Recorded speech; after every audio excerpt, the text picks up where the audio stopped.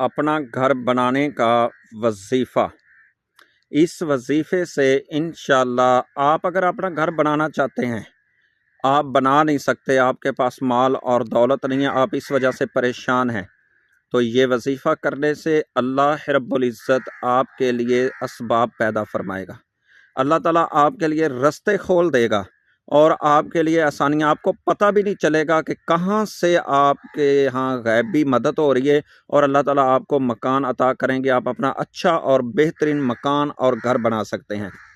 आपने रोज़ाना अमल ये करना है, अव्वल आखिर 25-25 बार दरूद इब्राहिम और 1958 बार ये अल्लाह के 2 नाम पढ़ने हैं।